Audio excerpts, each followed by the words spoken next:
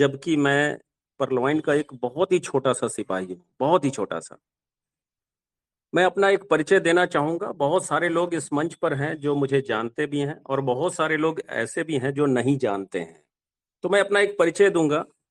मैं उत्तर प्रदेश के एक छोटे से शहर काशी यानी वाराणसी से, लेकिन विश्व के सबसे पुराने शहर में से एक वाराणसी की नगरी से हूँ और पेशे से मैं पत्रकार हूँ।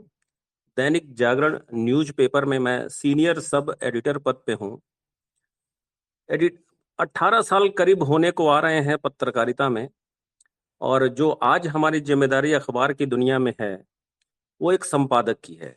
यानी जो बनारस शहर का जो समाचार होता है, उस सेगमेंट का मैं एडिटर हूँ, संपादक हूँ। 18 साल से पत्रकारिता में अवश्य हूँ, 17 साल से नेटवर्क मार्केटिंग फील्ड में हूँ, लेकिन 3 साल से मैं परलॉइन इंटरनेशनल को प्रमोट कर रहा हूँ। आप कह सकते हैं कि मैं 3 साल से सही मायने में परलॉइन को या नेटवर्क मार्केटिंग को अच्छे से समझ पाया हूँ और जान पाया हूँ। कुछ ज़रूर पिछले जन्म में हमने अच्छा कार्य किया होगा, जो परलॉइन इंटरनेशनल जैसा सिस्टम हमें मिला और इसमें मेरी जो शुरुआत हुई है, सबसे पहले मैं अपने बारे में बताऊँगा कि इसमें जर्नी मेरी जो यात्रा शुरू हुई है, ये बहुत ही आकस्मिक था। नवंबर 2018 में मेरे पास एक व्हाट्सएप पे एक मैसेज मेरे पास आता है, जो परलॉइन इंटरनेशनल का होता है और उसके साथ एक पीडीएफ होता है। लेकिन मैसेज देने वाले ने मुझे कभी कॉल नहीं किया। मैंने मैसेज को देखा, हम लोगों के मोबाइल पे ऐसे बहुत सारे मैसेज आए दिन आते रहते हैं। मैंने उसे देखा, लेकिन मैं उसको स्क्रॉल करके आगे बढ़ गया। 1 सप्ताह 10 दिन के बाद फिर से दोबारा उन्हीं का मैसेज मेरे पास आता है। मैंने फिर से देखा उसे और फिर से आगे बढ़ गया क्योंकि मेरा ये मानना है कि इसको देखने के बाद मेरे मन में कोई सवाल पैदा होगा तो इसका जवाब कौन देगा? वो सज्जन सिर्फ मैसेज भेजते रहे, कभी कॉल नहीं किया। फिर कुछ दिनों के बाद अपने शहर का एक लड़का, वाराणसी का ही एक लड़का हमें प्लान देने के लिए बुलाता है। उसको परलॉइन के बारे में कोई बहुत अच्छी जानकारी नहीं होती है। वो उस समय हमारे मिंट सिस्टम को, एक परलॉइन सिस्टम का एक डिविडेंड यूनिट था मिंट, उसको वो एक क्रिप्टो करेंसी बता रहे थे। मैंने उस बारे में उनसे पूछताछ की कि ये किस एक्सचेंज पे है या किस वॉलेट में मिलेगा, तो वो इसके बारे में सही-सही जानकारी नहीं दे पाए। प्लान के संबंधित भी मैंने कुछ सवाल उनसे पूछे तो वो जानकारी नहीं दे पाए, लिहाजा बात बनी नहीं। लेकिन 3 बार एक नाम मेरे दिमाग में आया, परलॉइन इंटरनेशनल। क्योंकि मैं पेशे से पत्रकार हूँ, तो मेरा खोजी स्वभाव थोड़ा सक्रिय हो गया घर आते ही। फिर मैं इसे यूट्यूब की दुनिया और इंटरनेट की दुनिया में इसे सर्च करने लगा। बहुत सारे लोगों के प्लान मैंने देखे जो इंटरनेट पे पड़े हुए थे, यूट्यूब पे पड़े हुए थे। उसको देखा, जाना, सुना, समझा और एक बात समझ में आई कि ये पहला ऐसा सिस्टम मेरी लाइफ में था, जिसने किसी भी एक व्यक्ति को आज तक कोई एक पैसा नहीं दिया, अपने पास से, बिल्कुल नहीं दिया। इसने एक ऐसा रोबोटिक सॉफ्टवेयर तैयार किया, जिसके माध्यम से लोग एक दूसरे को पैसा देते हैं, यानी क्राउड फंडिंग सिस्टम।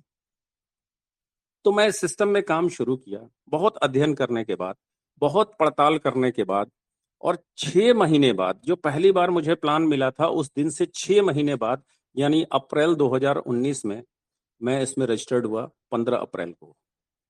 और आईडी को एक्टिव करने के लिए अपने उन्हीं अपलाइन जिन्होंने पहली बार मैसेज भेजा था, उनसे कहा कि सर आप मेरा आईडी एक्टिव करें। मैं प्रॉमिस करता हूं कि आपको 1 सप्ताह के भीतर आपके पैसे रिटर्न कर दूंगा। उन्होंने 1500 रुपए, यानी उस समय $20 में, डॉलर हुआ करता था, डिजिटल पॉइंट बहुत बाद में आया है। तो उन्होंने मुझे 1500 रुपए में मेरी आईडी को एक्टिव किया और मैं 30 अप्रैल को कोरल बन चुका था, 2019 में ही। महज 8 दिन बाद मैंने उनको पैसे लौटाए और इसके बाद मैंने काम शुरू किया। काम शुरू करने से पहले मैंने कुछ प्रॉमिस खुद से किए, कुछ वादा खुद से किए और वो वादे क्या थे, वो मैं अभी आपको थोड़ी देर में बताऊंगा। लेकिन मेरा सफ़र शुरुआत हुआ यहीं से, मैं कोरल बना। उस समय कहीं भी कोई एक ऐसी नज़ीर नहीं मिलती थी, जिसका कोई ऑटो पुल बहुत बड़ा आया हो या कोई बहुत सफल व्यक्ति हो टीम परफॉर्मेंस वॉलेट इनकम नहीं था उस समय। हम बहुत संघर्ष में इस परलवाइन सिस्टम की शुरुआत किए हैं। मैं चलता रहा, लोगों से अपनी बातें कहता रहा। जब मैंने 32,89,230 रुपए पर्ल ऑटो पुल के इनकम की बात कही, लोगों ने खूब मजाक उड़ाए हैं, भरपूर मजाक उड़ाए हैं। लेकिन मुझे अपने नॉलेज और अपने कैलकुलेशन पे यकीन था। तो मैं इन सारी बातों को दरकिनार करते हुए मैं बढ़ता रहा, लोगों को प्लान देता रहा। मैं जुलाई में ओनिक्स हो चुका था और अक्टूबर में मेरी आईडी क्वाड हो चुकी थी। अक्टूबर में 5 अक्टूबर के दिन मेरा पहला ऑटो पुल पर्ल का आया। ज्वाइनिंग के लगभग 6 महीने बाद, थोड़ा सा कम समय ही था जब आया, और तब मुझे बहुत खुशी मिली, क्योंकि मुझे एक बात तसल्ली हो गई थी कि मैंने जो सोचा था, क्योंकि मुझे परलवाइन के बारे में किसी ने कुछ भी नहीं बताया, मेरे अपलाइन ने भी कभी बात नहीं की, सिर्फ वो मुझे डॉलर का सहयोग करते थे। कभी मेरे लिए कोई मीटिंग नहीं किया, कोई प्लान नहीं दिया, कैसे प्रेजेंटेशन देना है कुछ भी नहीं किया। तो मुझे जब पहली बार ऑटो पुल आया तो बहुत खुशी हुई कि अब मैं लोगों को दिखा सकता हूं कि यस, ऑटो पुल आते हैं। उसके पहले तक जब मैं किसी का भी स्क्रीनशॉट दिखाता था तो लोग मजाक उड़ाते थे कि सर, फोटोशॉप पे बनाए गए इस तरह के स्क्रीनशॉट हमें मत दिखाया करिए, ये बहुत आसानी से बन जाते हैं, अगर आपका आया हो तो दिखाइए। और वो 30 रुपए, महज 30 रुपए कोई बहुत बड़ा अमाउंट नहीं था। कायदे से हम लोग इसमें 2 लोग बैठ के चाय नाश्ता भी नहीं कर पाएंगे। लेकिन उस 30 रुपए के साथ एक विश्वास आया था कि ऑटो पुल आता है, और अगर 30 रुपए आए हैं तो 32,89,230 रुपए भी आएंगे। इसी विश्वास के साथ मैं आगे बढ़ता गया।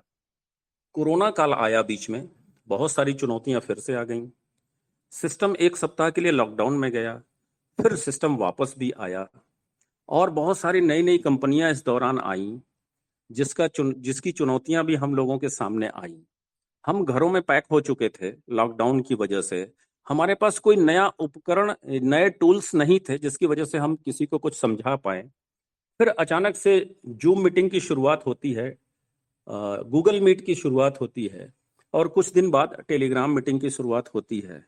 तो हमें बहुत नए नए तरीके मिले घर बैठे लोगों तक पहुंचने के। इन सारे माध्यमों का इस्तेमाल करते हुए आज 3 साल 3 महीने मुझे इस सिस्टम में हो चुके हैं, और मेरी टीम 2 लाख लोगों के करीब है और 10 देशों तक पहुंच चुकी है। 10 देशों तक। बहुत छोटा सा रैंक है लेकिन टीम बहुत बड़ी है। रैंक मेरा डबल क्वाड और डबल एक्सेलसियर, लेकिन मेरी टीम बहुत बड़ी है, क्योंकि मैंने ये प्रण किया था कि परलवाइन से मिली हुई सफलता को पहले मैं समाज को दिखाऊंगा कि नेटवर्क मार्केटिंग बुरी चीज नहीं होती है। इसलिए मैंने आगे का कोई रैंक अचीव करना प्लान कैंसिल कर दिया। एमेथिस्ट बन सकता था, टोपाज बन सकता था, रूबी बन सकता था, लेकिन मैंने सबको पोस्टपोन किया। पहले अपना एक अच्छा, सुंदर सा, प्यारा सा घर बनाया, क्योंकि ये लोगों को दिखता है। मेरे रिलेटिव्स को दिखा, मेरे घर वालों को दिखा, मेरे यार दोस्तों मित्रों को दिखा, तब उन्हें लगा कि नेटवर्क मार्केटिंग जैसी चीज भी अच्छी चीज होती है, यहां भी सफलता मिल सकती है। जिन लोगों ने शुरुआत में मेरा विरोध किया था, वही लोग अब मुझे बहुत अच्छी नजरों से देखते हैं, बहुत सम्मान देते हैं, अपने बच्चों को लेकर आते हैं कि इसे भी कुछ सिखा दीजिए। ऐसा होता है। मैं नवंबर 2019 में ही एमेथिस्ट बन सकता था, लेकिन मैंने जरूरी नहीं समझा उस समय।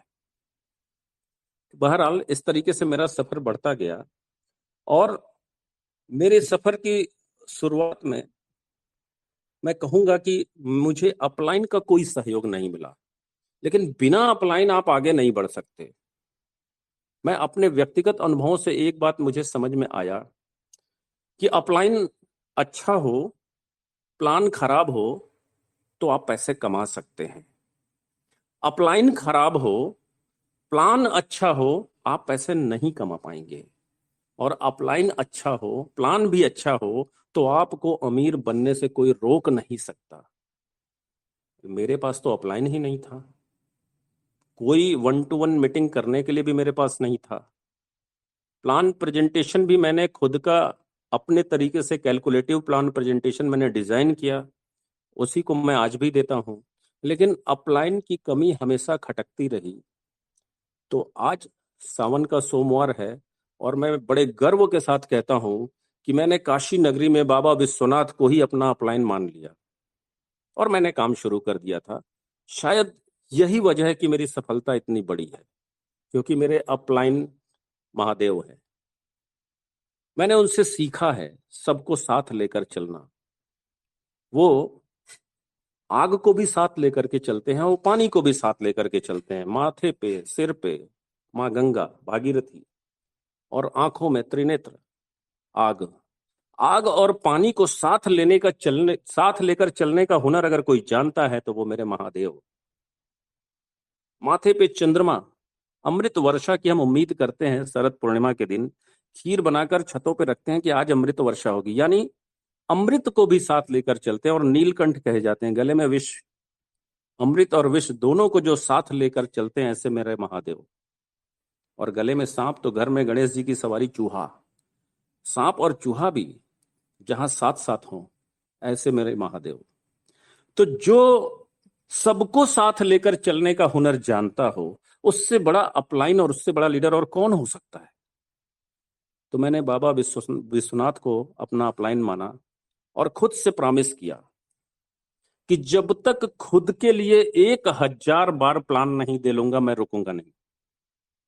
खुद से डायरेक्ट जोड़ने के लिए 1000 लोगों को जब तक मैं प्लान दे लूंगा, तब तक मैं रुकूंगा नहीं। लेकिन टीम बड़ी होती गई, टीम के लिए प्लान देने का सफर जारी रहा और प्लान मैं आज भी देता हूं। लेकिन मेरे डायरेक्ट के लिए मेरा 1000 प्लान अभी पूरा नहीं हो पाया है। हालांकि इस सिस्टम ने मुझे इतना दे दिया है कि आप कह सकते हैं कि मैं इस सिस्टम से इतना संतुष्ट हूं, इतना संतुष्ट हूं, जितना कि एक व्यक्ति को मेरे पत्रकारिता के कैरियर में मैं कहूं तो पिछले 18 साल में वो संतुष्टि मुझे नहीं मिली है। इतना संतुष्टि मुझे इस सिस्टम ने दी है। डेनियल जॉनसन सर, उनके दिमाग को मैं थोड़ा सा पढ़ने की कोशिश करता हूं लॉजिक से। तो मैंने उनके प्लान को सबसे पहली बार पढ़ा था, तो मैं समझ चुका था कि ये सिस्टम परलोइन विल नेवर एंड क्यों है। क्योंकि इस सिस्टम का एक बेसिक फॉर्मूला है, जहां 10 रुपए आते हैं 9 रुपए ही बटते हैं, और 1 रुपए जो बच जाता है वो डेनियल जॉनसन सर के पास चला जाता है, और वो प्रतिदिन का करोड़ों में है, और इसमें से उन्हें एक भी पैसा नहीं देना है। अगर ऐसा सिस्टम, मैं आप लोगों से कहूं कि अगर ऐसा सिस्टम आपका हो तो आप इसे कब बंद कर देंगे। मैंने जितने लोगों से ये सवाल किया है, सबका एक ही जवाब था कि कभी नहीं। It means Pearl will never end. और ये जो पंचलाइन है, पर्लवाइन विल नेवर एंड, ये डेनियल जॉनसन सर के नियत और उनकी जो मंशा है, इसको प्रकट करता है। जब खुद की उनकी आइडिया सिस्टम में नहीं लगी थी, तब उन्होंने ये लिखा होगा पर्लवाइन विल नेवर एंड। यानी उस समय केवल उनके पास ये प्रोजेक्ट था, उनके दिमाग में ये बात थी कि हम एक ऐसा सिस्टम लाने जा रहे हैं जो कभी खत्म नहीं होगा। ये दर्शाता है उनकी नीति और नीयत को। इसीलिए यह सिस्टम दुनिया का सबसे बेजोड़ सिस्टम है, और मैं इसे ब्रह्मांड का सबसे खूबसूरत प्लान मानता हूं। हमारी जो खुद की सफलता है, इसमें मैंने 5 बिंदुओं पे काम करना शुरू किया। ये मैं आप लोगों को इसलिए बता रहा हूं कि इस पर कोई भी काम करेगा उसको सफलता श्योर मिलनी है। 5 बिंदु मेरे लिए फोकस थे, और ये पांचों बिंदु मैंने महाभारत की कथा सुनने के बाद वहीं से पाए थे, वहीं से निकाले थे। किसी कथा मर्मज्ञ ने हमें यह बताया था, इसको मैंने नोट किया और इसको लाइफ में इंप्लीमेंट किया। बहुत सारे लोग, नेटवर्क मार्केटिंग की दुनिया के लोग सोनू शर्मा को सुनते हैं, विवेक बिंद्रा जी को सुनते हैं, संदीप माहेश्वरी जी को सुनते हैं, उज्जवल पाटनी को सुनते हैं, न जाने कितने लोगों को सुनते हैं। अगर मैं संदीप माहेश्वरी की बात करूं तो 2,36,00,000 लोग इनके सब्सक्राइबर हैं। क्या 2,36,00,000 सब लोगों की जिंदगी बदल गई है? नहीं। उसका कारण है, वो उन्हें सुनते हैं, उनको कहते हैं कि बहुत अच्छा बोलते हैं, लेकिन उनसे मिले हुए ज्ञान को अपने लाइफ में इंप्लीमेंट नहीं करते हैं, लागू नहीं करते हैं। ये एक वजह है जिसकी वजह से वो सफल नहीं होते हैं। लेकिन मैंने सुना है और मैंने उससे लागू किया है। जैसे मैं आप लोगों से अभी एक बात कहता हूं कि सोनू शर्मा जी कहते हैं कि आप अब तक जो करते आए हैं अगर वही करते रहेंगे तो आपको वही मिलेगा जो अब तक मिलता रहा है। इस मंच पर इस समय 125 लोग मुझे दिख रहे हैं। मैं सारे 125 लोगों से एक बात पूछना चाहता हूं कि मैं नहीं जानता कि आपने अपनी लाइफ में पिछले 10 साल में आपने क्या किया, पैसे कमाने के लिए कौन से तरीके अपनाए, मुझे नहीं पता। लेकिन जो तरीके आपने अपनाए हैं, अगर आज भी आपके वही तरीके हैं तो आपको वही मिलने वाला है जो पिछले 10 साल में मिला था। और आप बनना क्या चाहते हैं? आपके सपने कहां पे हैं? आप करोड़पति अरबपति बनना चाहते हैं, लेकिन आप कर क्या रहे हैं? तो सफलता कहां से मिलेगी? इसका मतलब है कि आपको खुद में बदलाव लाना पड़ेगा, खुद के तौर तरीकों को बदलना ही पड़ेगा, अदरवाइज सफलता नहीं मिलने वाली है। दुनिया के किसी भी सिस्टम में चले जाइए, क्या सारे के सारे लोग सफल होते हैं? उस सिस्टम का प्लान सबके लिए एक समान होता है। फिर क्या वजह है कि कुछ ही लोग सफल होते हैं? उसका वजह है कि उस प्लान पर पैसे कमाने का जो लोग खुद से अपना प्लान तैयार करते हैं कि मुझे इस सिस्टम से कितना कमाना है, इसको लेकर वो जो अपना प्लान तैयार करते हैं, दरअसल वो लोग उसकी वजह से सफल होते हैं। और अपना plan without education, without training, without skill आप तैयार नहीं कर सकते। जब भी कोई व्यक्ति किसी भी सिस्टम का प्लान देने किसी को भी जाता है तो एक कॉमन सी बात जरूर बोलते हैं कि सर आप इस सिस्टम से जुड़ जाइए, आप करोड़पति बन जाएंगे, लाइफ बदल जाएगी। जिसको आप प्लान दे रहे हैं, जिसको आप ये बात कह रहे हैं, वो बेवकूफ नहीं होता है। वो आपको ध्यान पूर्वक देखता है। आपकी लाइफ बदल गई है क्या? अगर आपकी लाइफ नहीं बदली है तो मेरी कैसे बदल जाएगी? वो ध्यान पूर्वक आपको देखता है।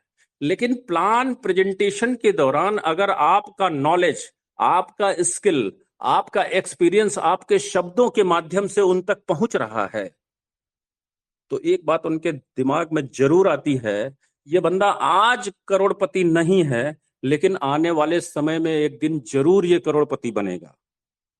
ऐसे में वो ये सोचता है कि अगर इस बंदे के साथ मैं जुड़ जाऊं तो कुछ मेरा भी भला हो जाएगा। तब वो आपके प्लान के लिए नहीं, आपसे जुड़ने के लिए आपके प्लान को ज्वाइन करता है और तब 10 में से 10 ज्वाइनिंग आती है। तो कुछ चीजों को मैंने अपनाया और उसे मैंने महाभारत से पाया और उनको मैंने अपनी लाइफ में परलवाइन की शुरुआत से ही लागू किया। और इन 5 चीजों को अगर आप नोट कर सके तो नोट कर लें, नोट कर लीजिए। क्वालिटी चुने, क्वांटिटी नहीं। मैं हर जो पॉइंट बता रहा हूं इसका थोड़ा सा विस्तार से आपको बताऊंगा इसके पीछे का कारण क्या था। दूसरा पॉइंट था समय के साथ बदल जाएं, बिल्कुल बदलें। तीसरा पॉइंट था संबंध मजबूत बनाएं ताकि नेटवर्किंग तगड़ी हो, टीम विशाल तैयार हो। चौथा पॉइंट था शिक्षा व प्रशिक्षण से अपडेट रहें, अपडेट रहें हर हाल में और महत्वाकांक्षी बने, लालची नहीं। सबसे पहले पॉइंट जो मैंने महाभारत के किस किस प्रकरण से सीखा, क्वालिटी चुने, क्वांटिटी नहीं। भगवान श्री कृष्ण अर्जुन और दुर्योधन दोनों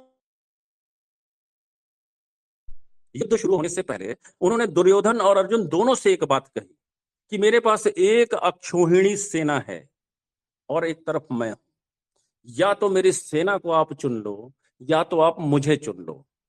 एक अक्षौहिणी सेना। दुर्योधन को लगा कि सेना बहुत विशाल होती है एक अक्षौहिणी, अगर मैं इसको चुन लूंगा तो मैं जीत जाऊंगा। और उन्होंने अर्जुन के कुछ बोलने से पहले तुरंत कहा कि मैं आपकी सेना को चुनता हूं। जरा सोचिए एक अक्षौहिणी सेना में क्या क्या होते हैं, मैं बताता हूं। 21,870 रथ होते हैं, 21,870 हाथी होते हैं, 65,610 घोड़े होते हैं, 1,03,950 पैदल सेना होती है और 2,18,700 योद्धा होते हैं। ये होती है एक अक्षौहिणी सेना, और दुर्योधन ने इसको चुन लिया। लेकिन अर्जुन ने किसे चुना? भगवान श्री कृष्ण को। क्वालिटी, रिजल्ट क्या हुआ सबको पता है। मैं इसको परलवाइन के प्लान में किस कदर अपडेट किया कि जितने क्वालिटी वाले लीडर मेरे लिए लगे, उनको मैं अपने से डायरेक्ट 19 आईडी जो मैंने लगाई वो क्वालिटी वाले लोगों को लगाई, और जितने भी क्वांटिटी वाले लोग थे, यानी जो थे बड़ी संख्या में लेकिन काम नहीं करते थे, उनकी बातचीत से लगता था कि ये जुड़ तो जाएंगे, ये काम नहीं करेंगे, इनको सिर्फ 32,89,230 चाहिए, तो अपने नीचे मैंने एक आईडी और लगाई, और ये सारे क्वांटिटी वाले लोगों को अपनी एक आईडी के नीचे ही लगाता चला गया। लेकिन क्वालिटी वालों के साथ मैं बराबर लगा रहा और काम करता रहा। आज 2 लाख की टीम इन्हीं की बदौलत है। दूसरा जो पॉइंट था उसको मैंने अपनाया कि समय के साथ बदल जाए। जब मैंने देखा कि मैं प्लान देने जाता हूं तो लोग मजाक उड़ाते हैं, मैंने कभी प्रतिक्रिया नहीं दी। मैं उन परिस्थितियों के साथ खुद को अपने उस रंग में रंग लिया, मैंने कोई प्रतिक्रिया नहीं दी। मैं रिक्शा वाले को प्लान देना रहा तो उसके मेंटल लेवल पे चला जाता था, किसी बुद्धिमान को प्लान देना होता था तो उसके मेंटल लेवल पे चला जाता था। यानी समय के साथ मैंने अपने आप को ढाला। और महाभारत में ये बात कहां से पता चलती है? जब जुए में पांडव अपना राजपाट हार गए, 12 साल का वनवास और 1 साल अज्ञातवास की बात आई, तो 1 साल अज्ञातवास 5 पांडव सारे के सारे इतने महाबली और बलशाली की हजारों की भीड़ में पहचान लिए जाएं। इन लोगों ने समय के साथ खुद को बदल दिया। अर्जुन जो दुनिया का बेस्ट धनुर्धर था, उसने एक नपुंसक वृहन्मला का रूप धारण कर राजकुमारी को नृत्य सिखाने का कार्य शुरू कर दिया महाराजा विराट के दरबार में। जुआ हार चुके, जुए में जो खुद अपनी सब कुछ हार चुका था, वो महाराजा विराट को द्यूत क्रीड़ा सिखाने का काम कर लिए। इस बहाने उनको महल में भी रहने की परमिशन मिल गई। महाबली भीम जिनका भोजन सैकड़ों रसोइये मिलकर बनाते थे, इतने बलशाली की पहाड़ को बाजू में दबा के चकनाचूर कर ले, ऐसे महाबली भीम खुद राजा विराट के खानसामा का काम करने लगे, और उन्होंने समय के साथ खुद को बदला। द्रौपदी जिनके आगे पीछे दासियों की फौज कभी रहती थी, वो खुद दासी बन गई। और नकुल सहदेव इस धरती के सबसे सुंदर पुरुष, वो महाराजा की सेना में, विराट की सेना में सिपाही का रूप धारण कर लिए। समय के साथ उन्होंने खुद को बदल दिया। नतीजा अज्ञातवास में पकड़े नहीं गए। ये शर्त थी कि अगर आप पहचान लिए जाएंगे तो आपको फिर से वनवास झेलना पड़ेगा, फिर से अज्ञातवास करना पड़ेगा। लेकिन उन्होंने खुद को बदला। तो मैंने भी परिस्थितियों के हिसाब से खुद को ढाला। ये मुझे महाभारत ने सिखाया। फिर तीसरी बात थी संबंध मजबूत बनाए ताकि नेटवर्किंग तगड़ी हो, टीम विशाल हो।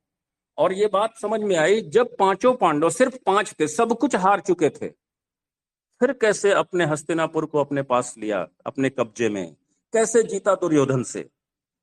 क्योंकि आप कितने भी सक्षम क्यों ना हो जाएं, अगर संबंध जोड़ते चलेंगे तो आपकी टीम विशाल बनेगी। कौरवों से लड़ने के लिए पांडवों के पास कोई सेना न थी, लेकिन संबंध थे, और संबंध को मैं शब्द देता हूं नेटवर्क था। द्रौपदी से ब्याह किया अर्जुन ने, तो पांचाल नरेश उनके संबंधी बनकर और उनकी सेना ने युद्ध में उनका साथ दिया। खुद अर्जुन ने कृष्ण की बहन सुभद्रा से विवाह किया, तो द्वारिका की पूरी सेना पांडवों के सहयोग में उतर आई।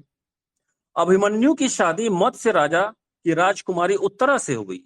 नतीजा पूरा कुरुक्षेत्र में मत्स्य सेना भी खड़ी थी उन पांडवों के साथ, और तमाम बाधाओं के बावजूद पांडवों ने रण जीता। ये संबंधों के बल पर ही जीता।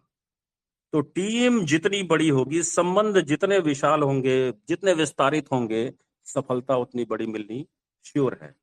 इसे मैंने अपनाया अपने लाइफ में। चौथा पॉइंट था शिक्षा व प्रशिक्षण से अपडेट रहें। दुनिया का एकमात्र जन्म लेने वाला शिशु अभिमन्यु गर्भ से ही चक्रव्यूह तोड़ने की कला सीख कर आया था, गर्भ से ही। लेकिन वो सारे अंतिम द्वार तोड़ने की कला सीख नहीं पाया था। जिस समय महाभारत युद्ध हुआ उस समय अर्जुन युवा हो चुके थे, अभिमन्यु युवा हो चुके थे, लेकिन पैदा होने के बाद उन्होंने गर्भ में जो कला सीखी थी उसका कभी ट्रायल नहीं किया, उसकी कभी प्रैक्टिस नहीं की। जो कला वो नहीं सीख पाए थे उसको सीखने की कोई कोशिश नहीं की। नतीजा चक्रव्यूह में फंसे और मारे गए। यहां से मुझे एक शिक्षा मिली कि नो, आपको कोई कितना भी सिखा दे, आप अपने नॉलेज का प्रैक्टिस करते रहें, अपडेट करते रहें, लाइफ में इंप्लीमेंट करते रहें और बराबर उसको देखते रहें कि उससे सफलता आपको क्या मिलती है। कोई बाधा तो नहीं आ रही है। प्रैक्टिस क्यों जरूरी है? इसीलिए जरूरी है। और तीसरा था पांचवा था, सॉरी, महत्वाकांक्षी बने, लालची नहीं। महत्वाकांक्षी नो डाउट बनना चाहिए, लेकिन लालची नहीं। दुर्योधन इतना लालची प्रवृत्ति का था कि पांडवों ने सिर्फ 5 गांव मांगे थे, लेकिन दुर्योधन हस्तिनापुर के साथ साथ 10 दिशाओं में राज्य करना चाहता था और नहीं दिया। एक सुई की नोक के बराबर भी भूमि नहीं दी। इतना क्या हश्र हुआ उसका, पूरे राज्यपाट से हाथ गंवा बैठा।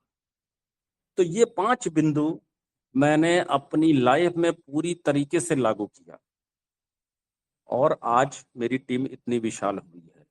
ये मैं आपको कोई मोटिवेशन नहीं दे रहा हूं, ये मैं वो कर रहा हूं जो मैंने कहीं से सीखा और कहीं से लागू किया।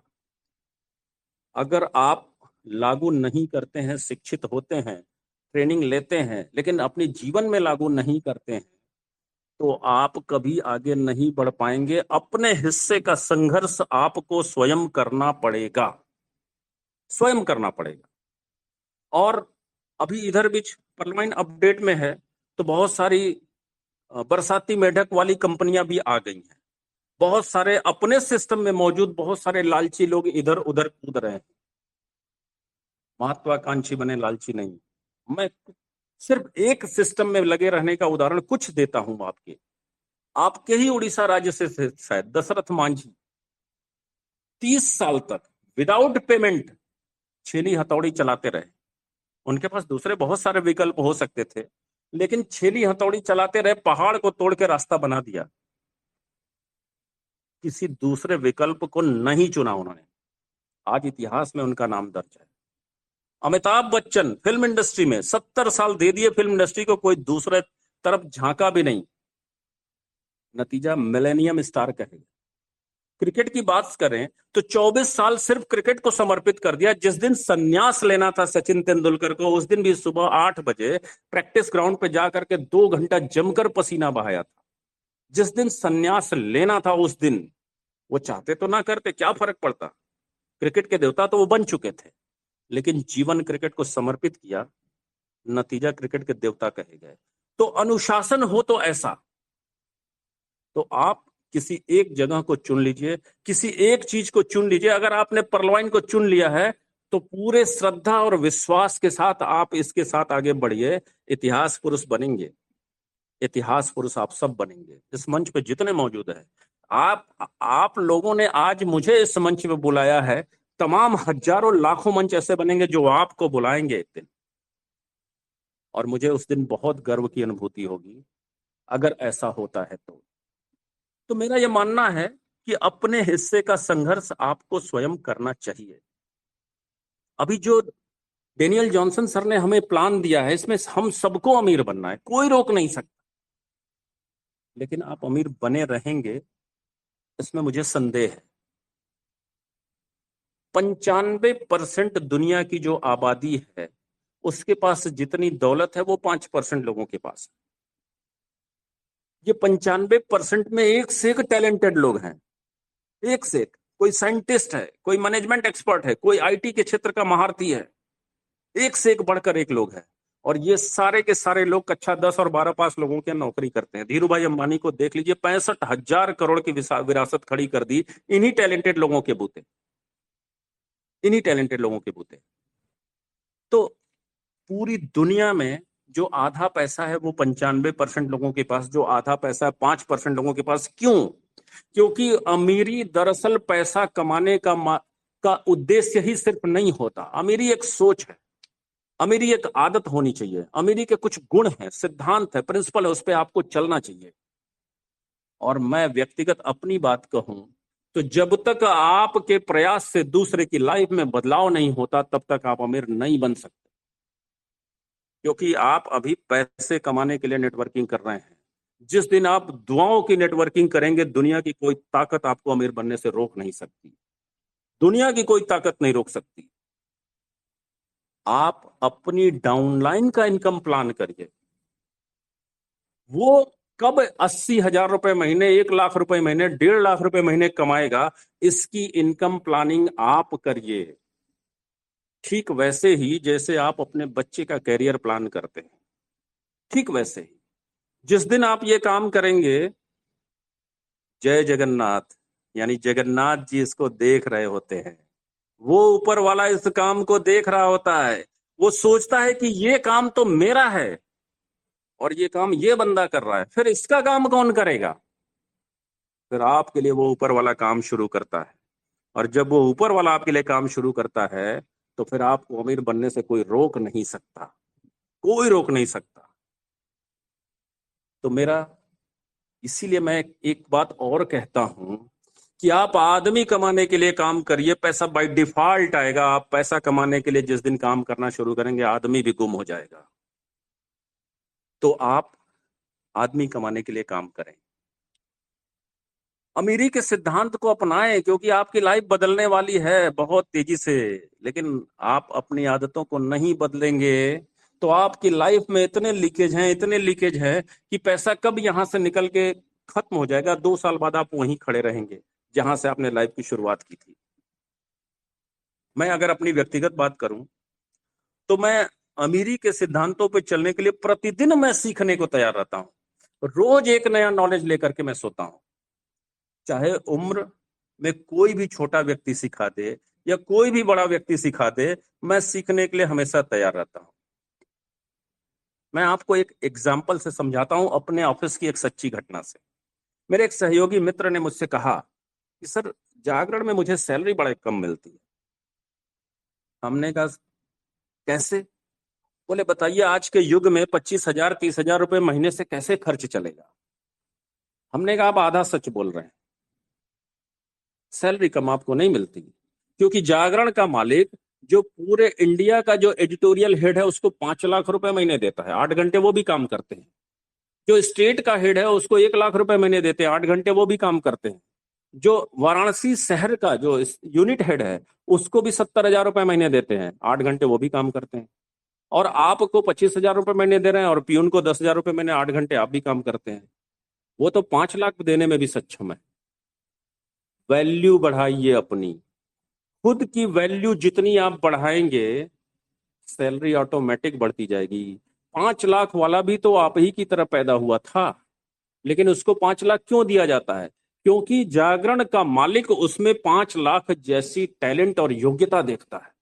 तो अपना टैलेंट, अपना हुनर, अपना वैल्यू थोड़ा सा बढ़ाइए, अपडेट करिए, आपको भी सैलरी अच्छी मिलेगी। तो वैल्यू एडिशन करने से कभी मत चूकिए, अगर बहुत अमीर बनना है तो, बहुत अमीर बनना है तो।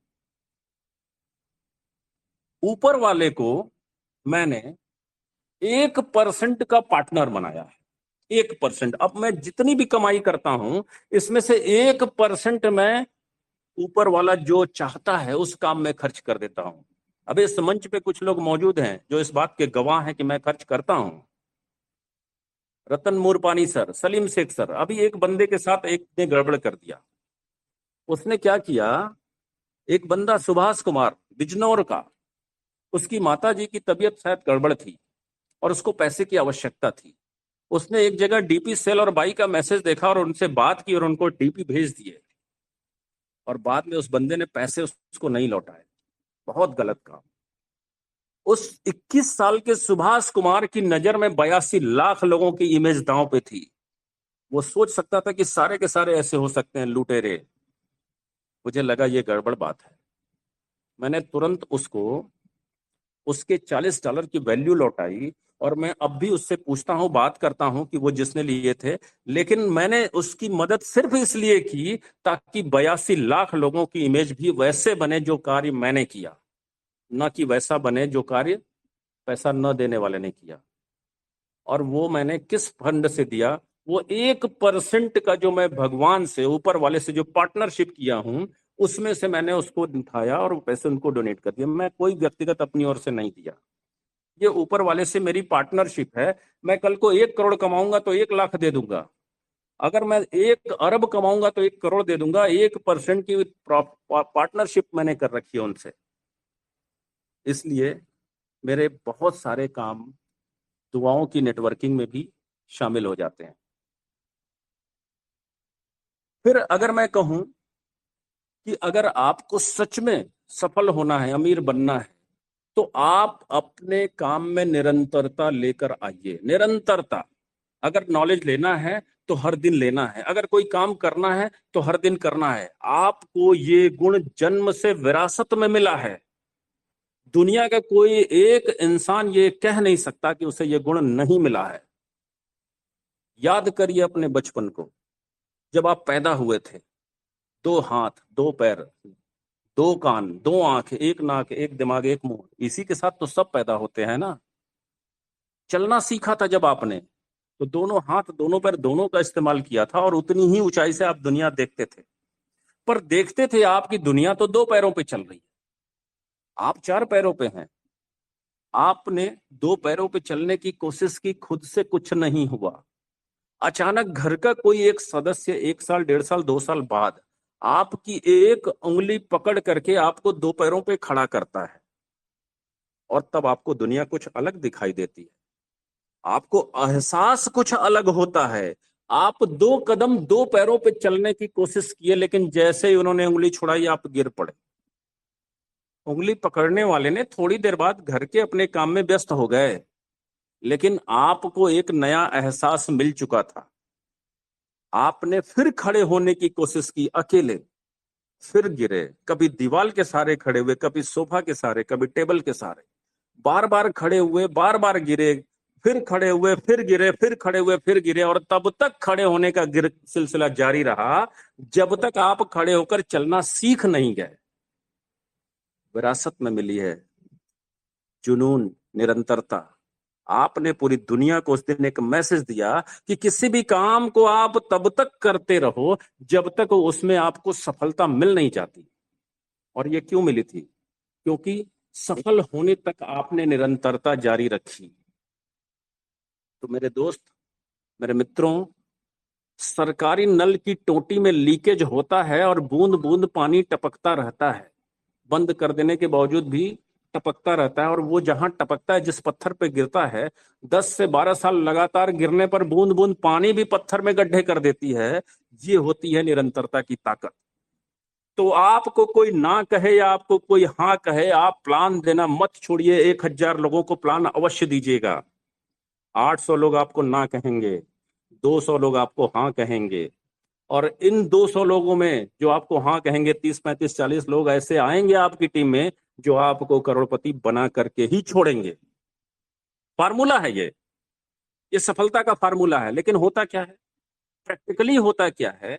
आपने परलवाइन का बुकलेट उठाया, प्लान देने निकल पड़े।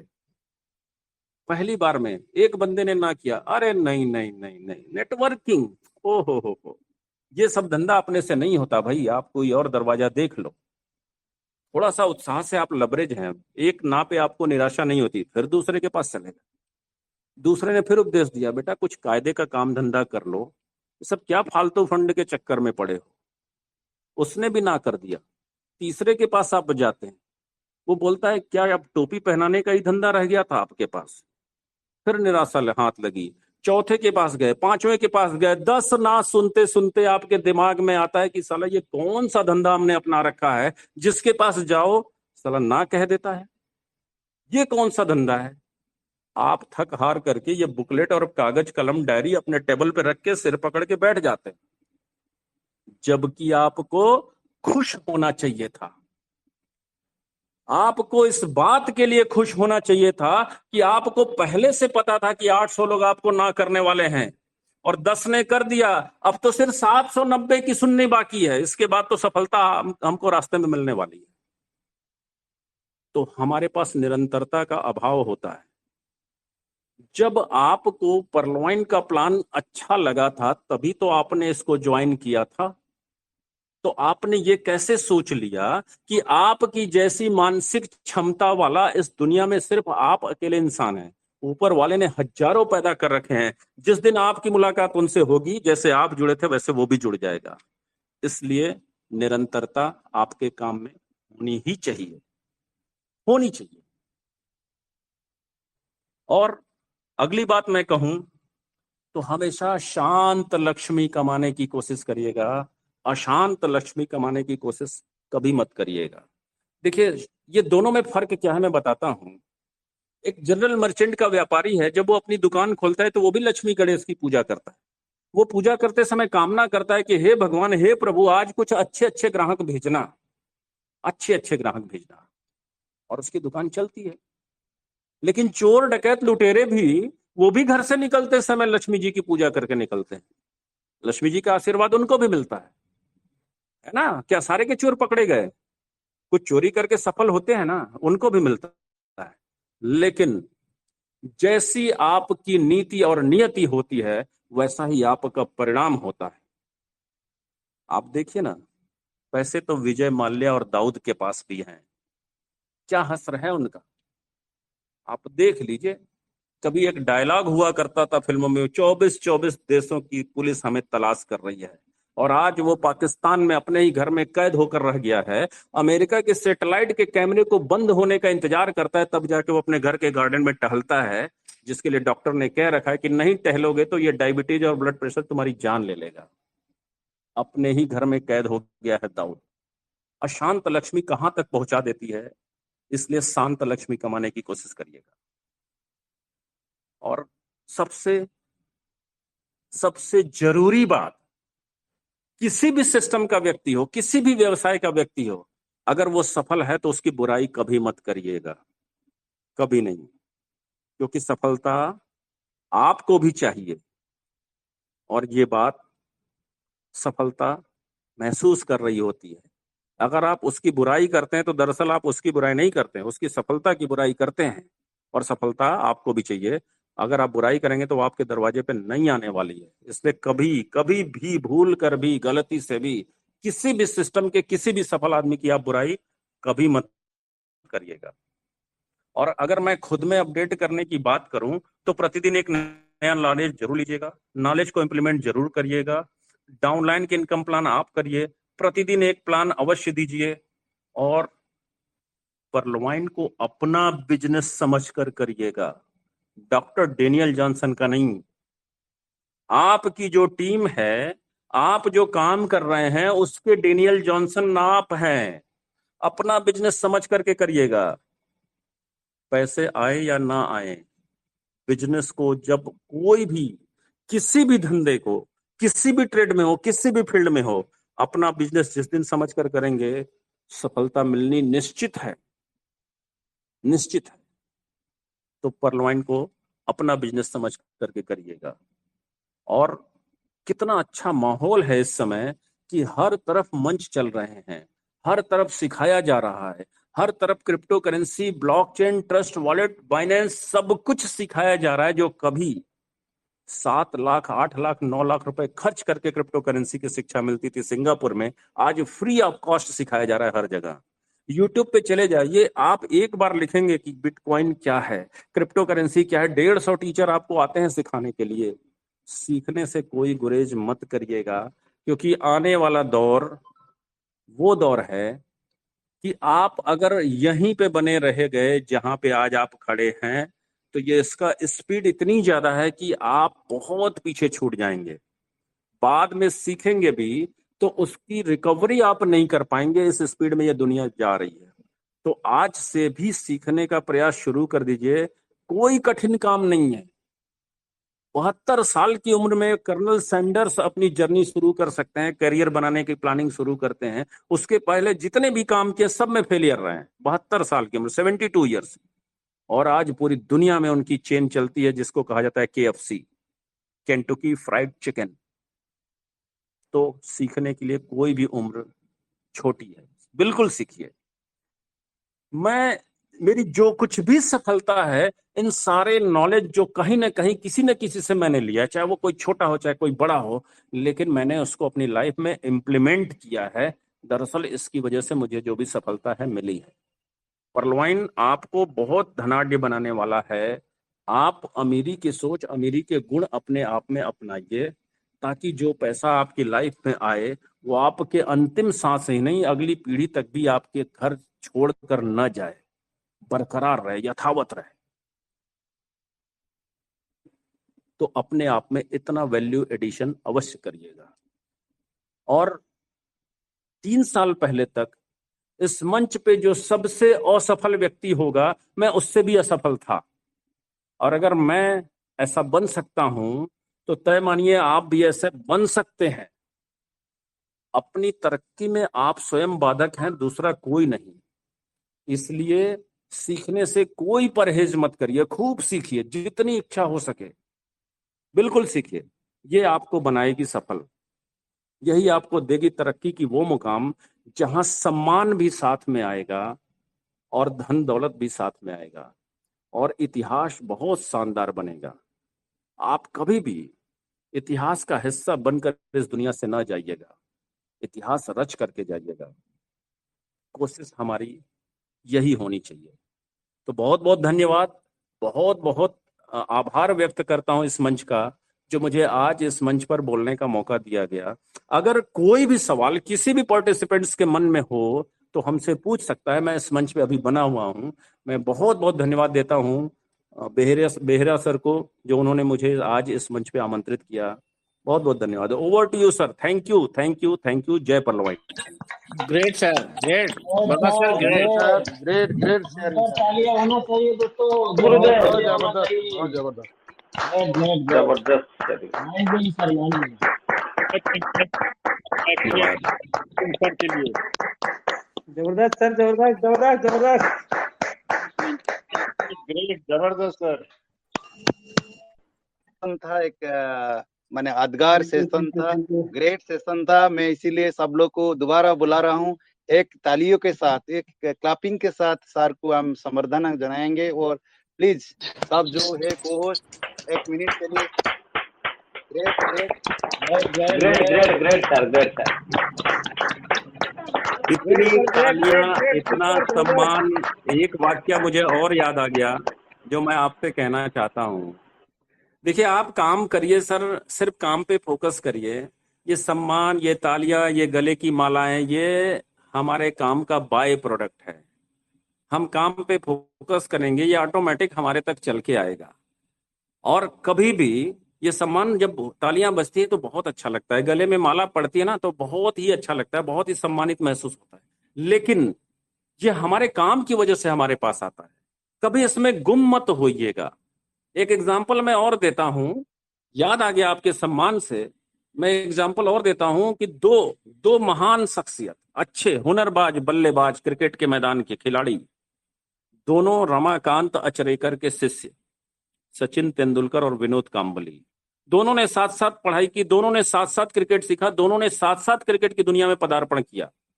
विनोद कांबली सचिन तेंदुलकर से विस्फोटक बल्लेबाज।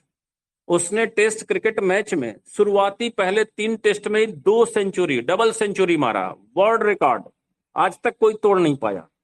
लेकिन इसके बाद उनको इतना सम्मान मिला, इतना प्रतिष्ठा मिली, हर जगह पार्टियों में बुलाया जाना, मंच पे बुला के सम्मानित करना, कभी मीडिया में इंटरव्यू, कभी टीवी पे दिखाई देना। इन सम्मान में वो इस कदर गुम हो गए कि अपने मूल प्रतिभा क्रिकेट से दूर हो गए। नतीजा क्रिकेट की दुनिया से गायब हो गए। लेकिन सचिन तेंदुलकर, वो अपने क्रिकेट को नहीं छोड़े कभी भी और क्रिकेट के देवता कहे गए। तो सम्मान हमारे काम का बाय प्रोडक्ट है, इसको कभी भी इसमें गुम मत होइएगा। अच्छा लगता है, आपने तालियां बजाई, मुझे बहुत अच्छा लगा, लेकिन आपकी वजह से आज मेरी सफलता है। आप मेरी सफलता की इमारत की नींव के पत्थर है। मैं आप लोगों के लिए 2 लाइनें कहना चाहूंगा कि आप मेरी सफलता के नींव के पत्थर हैं। आप नींव के पत्थर हैं, आप दिखाई न पड़ेंगे। ये आपकी शराफत है कि मेरे जैसी मीनार खड़ी है। तो आप लोग अपने लिए तालियां बजाइए सर, मेरे लिए नहीं। बहुत बहुत धन्यवाद, मैं आपकी वजह से हूं। बहुत बहुत धन्यवाद, थैंक यू सर।